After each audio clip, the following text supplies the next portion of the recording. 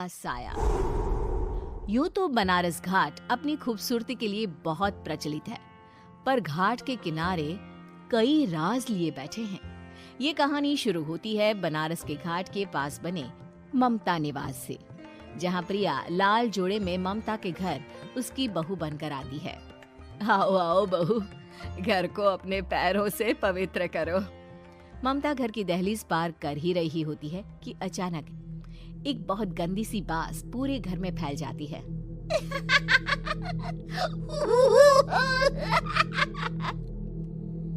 ये बदबू और ये आवाजें, ये कौन हंस रहा है माँ?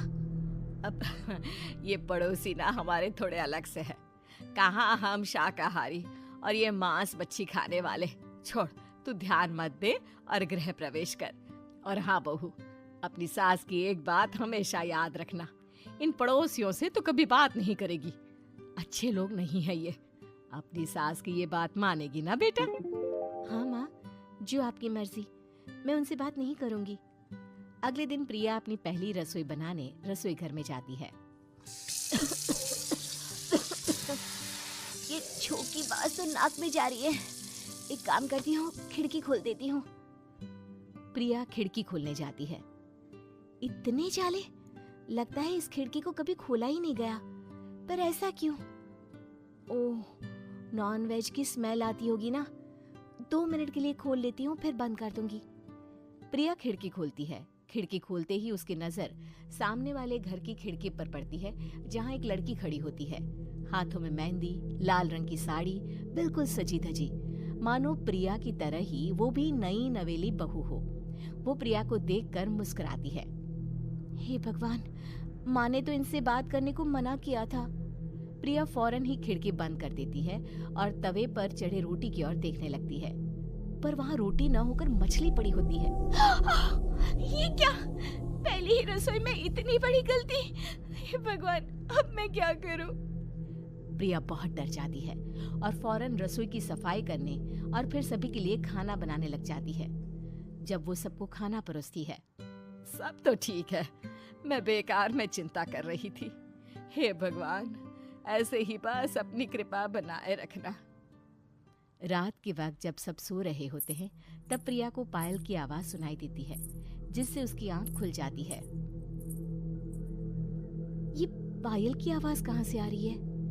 प्रिया उठकर उस आवाज के पीछे छत की सीढ़ियों तक जाती है। तभी उसे बच्चे के रोने की आवाज आती है। प्रिया छत पर जाती है तो क्या देखती है? वही लाल साड़ी वाली लड़की अपनी गोद में एक नवजात बच्चे को घुमा घुमा कर सुला रही है। तभी प्रिया की नजर उसके पेट पर पड़ती है। ओह गॉड, ये तो प्रेग्नेंट भी है। सुनिए, बच्चा सो नहीं रहा है क्या? मैं कुछ मदद करूं? नहीं नहीं, आपके घर वालों को अच्छा नहीं लगेगा, मैं संभाल लूंगी। स्नेहा की गोद से बच्चा हाथ मारकर प्रिया की गोद में आने को छटपटाने लगता है। दोनों घर अगल बगल में बने होने के कारण प्रिया उस बच्चे को गोद में ले लेती है। प्रिया के पास आते ही वो सो जाता है। बच्चे का वो स्पर्श रात भर प्रिया भूल नहीं पाती और अगली सुबह वो छत पर कपड़े सुखा रही होती है। तभी उसे एक औरत इशारा करके बुलाती है। स्नेहा कह रही थी बाबू तुम्हारी गोद में आते ही सो गया। मैं गौरी, स्नेहा की माँ हूँ। बहू, घर आना, बाबू को खिला भी लेना। शाम को जब घर पर कोई नहीं रहता, बच्चे से मिलने के लिए प्रिया छिपकर अपनी पड़ोसन के घर चली जाती है और कुछ देर बच्चे को खिलाकर वापस लौट आती है। इसके कुछ दिन बाद ही प्रिया को पता चलता है कि वो माँ बनने वाली है। ममता की खुशी का ठिकाना नहीं रहता।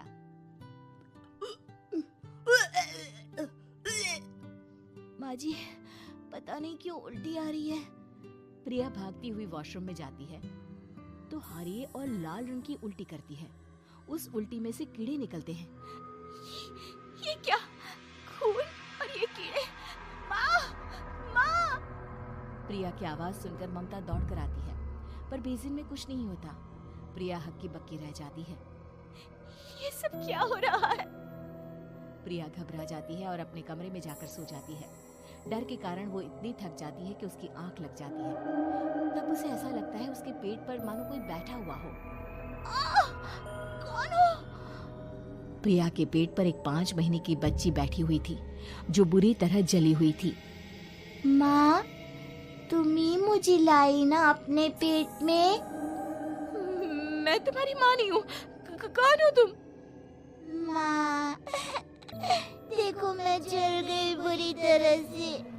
6 महीने पेट में रहने को भी मुझे नहीं मिला। सहला दो ना माँ।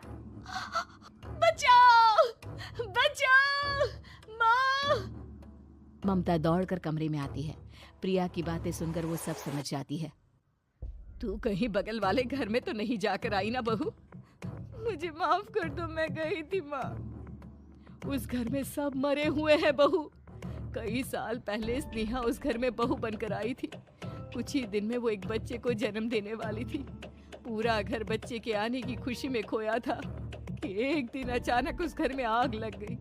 सब बुरी तरह जलकर मर गए। गौरी आज भी दादी बनने का इंतजार कर रही है और इसीलिए स्नेहा ने अपना अजन्मा बच्चा तुम्हारी कोख में डाल दिया। ममता ये कह रही होती है कि पीछे से उसके पैरों को एक बच्चा पकड़ लेता है। दादी, दादी। माँ, स्नेहा की गोद में यही बच्चा था। ये बच्चा कौन है फिर? तेरी मौत है। तेरी भी दादी। जिस चीज का ममता को डर था वही हो गया। ममता निवास के ऊपर मौत ने चादर बिछा दी थी। प्रिया का पेट ऐसे बढ़ जाता है मानो 9 महीने का हो। 2 हाथ उसके पेट से बाहर निकलते हैं। बहू, संतोष को फोन कर, किसी पंडित जी को बुला बहू। प्रिया का पति भागता हुआ घर आता है। ये तो होना ही था माँ। तेरा पाप तेरे सामने आ गया तो तू सह नहीं पा रही है। स्नेहा घर में आग लगी नहीं थी, माँ ने लगाई थी, प्रॉपर्टी की लालच में। और वो बच्चा मेरी पहली पत्नी का बच्चा है, मेरा बेटा, जो कि उस आग की चपेट का शिकार हो गया था। मैंने तुमसे ये सब माँ के कहने पर छुपाया था। मुझे माफ कर दो प्रिया। तुम अगर चाहो तो यहाँ से जा सकती हो।